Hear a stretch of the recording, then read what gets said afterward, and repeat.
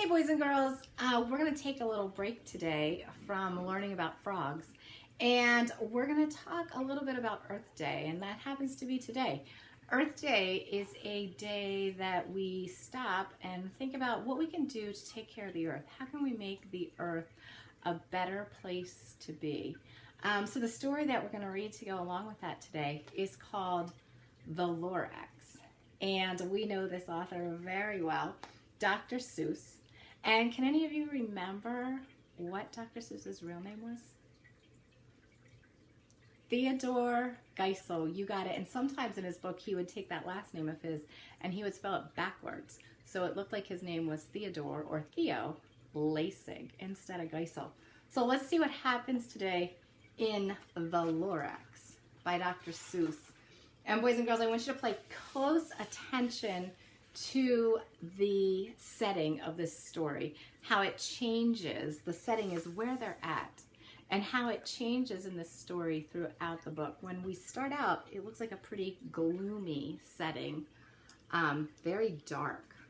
All right, at the far end of town where the grickle grass grows, and the wind smells slow and sour when it blows, and no birds ever sing excepting old crows, in the street of the lifted Lorax. And deep in the grickle grass, some people say, if you look deep enough, you can still see today where the Lorax once stood, just as long as it could, before somebody lifted the Lorax away. But what was the Lorax? And why was it there? And why was it lifted and taken somewhere? Far from the far end of town where the grickle grass grows, the old Onceler still lives there. Ask him. He knows. You won't see the Onceler. Don't knock at his door. He stays in his lurkin on top of his store. He lurks in his lurkin, cold under the roof, where he makes his own clothes out of muffered moof. And on special dark midnights in August he peeks out of the shutters, and sometimes he speaks and tells how the Lorax was lifted away. He'll tell you perhaps if you're willing to pay. You can see him peeking out. On the end of a rope he lets down a tin pail, and you have to toss in 15 cents and a nail, and the shell of a great, great, great grandfather snail. Then he pulls up the pail, makes a most careful count to see if you've paid him the proper amount. Then he hides what you paid him away in his snub, his secret strange hole in his grubulous grub. Then he grunts, I will call you by whisper my phone, for the secrets I tell are for your ears alone. Slurp! Down slops the whisper-ma-phone to your ear, and the old Onceler's whispers are not very clear, since they have to come down through a snurgly hose, and he sounds as if he had smallish bees up his nose. Now I'll tell you, he says, with his teeth sounding gray, how the Lorax got lifted and taken away. It all started way back, such a long, long time back. Ooh, look how the setting changed. Way back in the days when the grass was still green, and the pond was still wet, and the clouds were still clean, and the song of the swami swans rang out in space, one morning I came to this glorious place, and I first saw those trees, the truffula trees, the bright colored tufts of the tuffula trees, mile after mile in the fresh morning breeze. And under the trees, I saw brown barbaloots frisking about in their barbaloot suits as they played in the shade and ate truffula troots.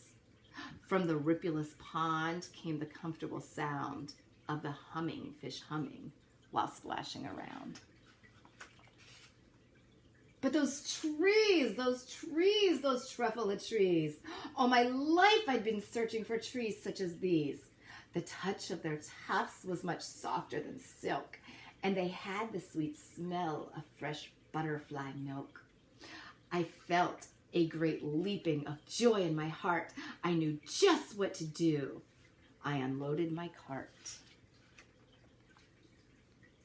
In no time at all, I had built a small shop. Then I chopped down a truffula tree with one chop. And with great skillful skill and with great speedy speed, I took the soft tuft and I knitted a thneed. A thneed. The instant I'd finished, I heard a gazump. I looked and I saw something pop out of a stump of the tree I chopped down. It was sort of a man. Describe him? That's hard. I don't know if I can. He was shortish and oldish and brownish and mossy, and he spoke with a voice that was sharpish and bossy. Mister, he said with a sawdusty sneeze, I am the Lorax. I speak for the trees. I speak for the trees have no tongues, and I'm asking you, sir, at the top of my lungs. He was very upset, and he shouted and puffed. What's that thing you've made out of my truffula tuft? Look, Lorax, there's no cause for alarm. I chopped just one tree, doing no harm. I'm being quite useful. This thing is a thneed. A thneed's a fine something that all people need. It's a shirt, it's a sock, it's a glove, it's a hat. But it has other uses. Yes, far beyond that. You can use it for carpets, for pillows, for sheets, or curtains, or covers, or bicycle seats. The Lorax said, Sir, you are crazy with greed. There is no one on earth who would buy that full thneed. Do you think someone's going to buy it? But the very next minute, I proved he was wrong. For just at that minute, a chap came along. And he thought that thneed I had knitted was great. And he happily bought it for $3.98. I laughed at the Lorax. You poor, foolish guy. You never can tell what some people will buy. I repeat, cried the Lorax, I speak for the trees. I'm busy, I told him. Now stop, if you please. I rushed across the room and in no time at all built a radio phone. I put in a quick call. I called on my brothers and uncles and aunts, and I said, listen here, here's a wonderful chance for the whole Onceler family to get mighty rich. Get over here fast. Take the road to North Nitch. Turn left at Weehawken, sharp right at South Stitch. And in no time at all, in the factory I built, the whole Onceler family was working full tilt. We were all knitting thneeds just as busy as bees, to the sound of the chopping of truffula trees. Then, oh baby oh, how my business did grow. Now chopping one tree at a time was too slow. So I quickly invented my super axe hacker, which whacked off 4 truffula trees in one smacker. We were making thneeds 4 times as fast as before. And that Lorax, he didn't show up anymore. But the next week, he knocked on my new office door. And he snapped, I'm the Lorax who speaks for the trees, which you seem to be chopping as fast as you please. But I'm also in charge of the brown barbaloots, who played in the shade of the barbaloot with their barbaloot suits, and happily lived eating truffula fruits. Now, thanks to your hacking my trees to the ground, there's not enough truffula fruits to go round. And my poor barbaloots are all getting the crummies because they have gas and no food in their tummies.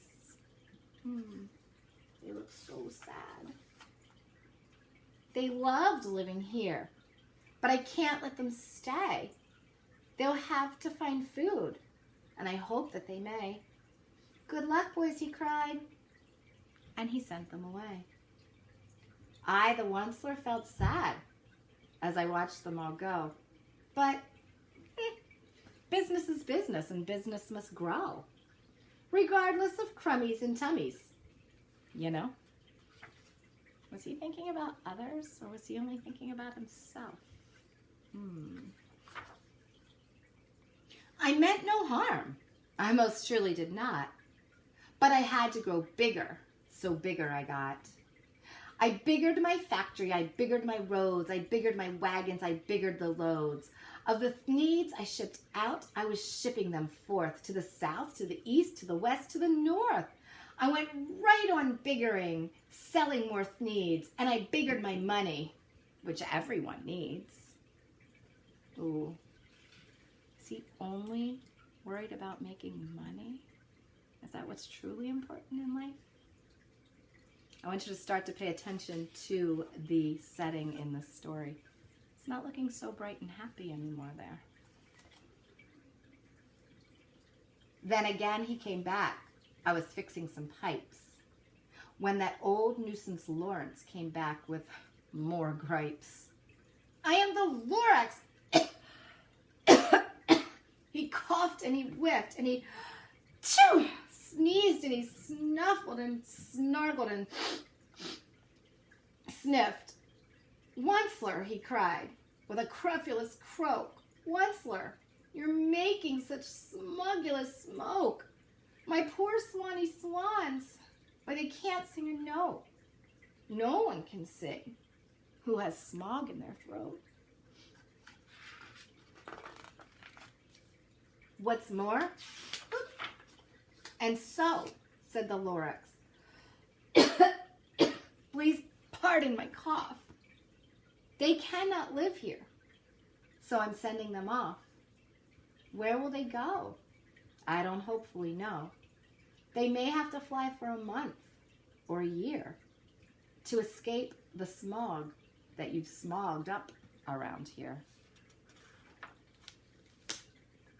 What's more? Snapped the Lorax. His dander was up. Let me say a few words about gluppity-glup.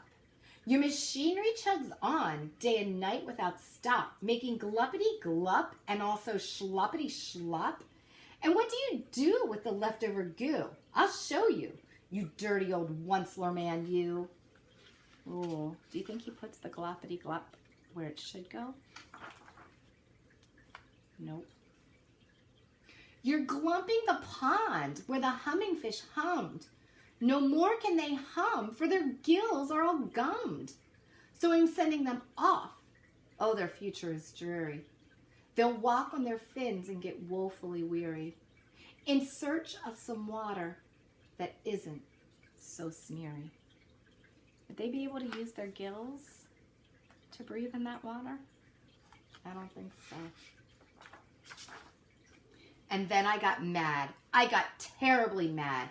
I yelled at the Lorax. Now listen here, Dad. All you do is yap, yap, and say bad, bad, bad, bad.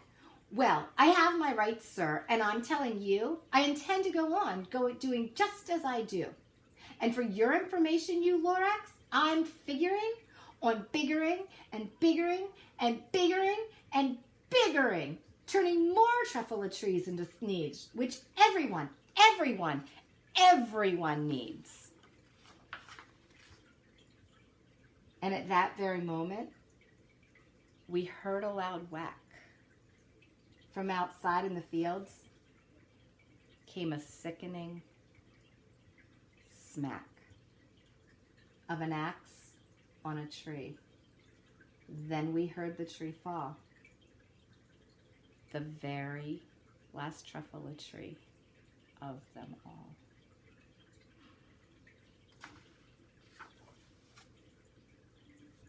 No more trees, no more needs, no more work to be done.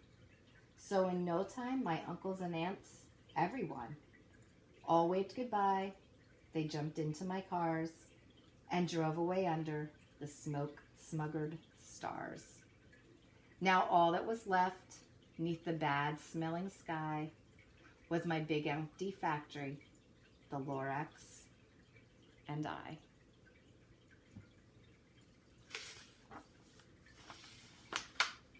The Lorax said nothing, just gave me a glance, just gave me a very sad, sad backward glance as he lifted himself by the seat of his pants. And I'll never forget the grim look on his face when he hoisted himself and took leave of this place through the hole in the smog without leaving a trace. And all that the Lorax left in this mess was a small pile of rocks with the word unless. Whatever that means, well, I just couldn't guess. That was long, long ago. But each day since that day, I've sat here and worried away. Through the years, while my buildings have fallen apart, I've worried about it with all of my heart. But now, said the Onceler, now that you're here, the word of the Lorax seems perfectly clear. Unless someone like you cares an awful lot, nothing is going to get better. It's not. So, catch, calls the Onceler, and he lets something fall. It was the last one of all. It's a truffula seed. You're in charge of the last of the truffula seeds. And truffula trees are what everyone needs. Plant a new truffula, treat it with care, give it clean water, and feed it fresh air. Grow a forest, protect it from axes that hack, said the Lorax. Then the Lorax and all of his friends may come back. And that's the very end of the story. So boys and girls, I hope you loved the story of the Lorax. And I'm going to be anxious to see what you boys and girls think you can do to make this world a better place. Hopefully you're a little bit like that Lorax and can think of something to do that you could do to make this a better place to live. I'll be anxious to see what you have to say about that.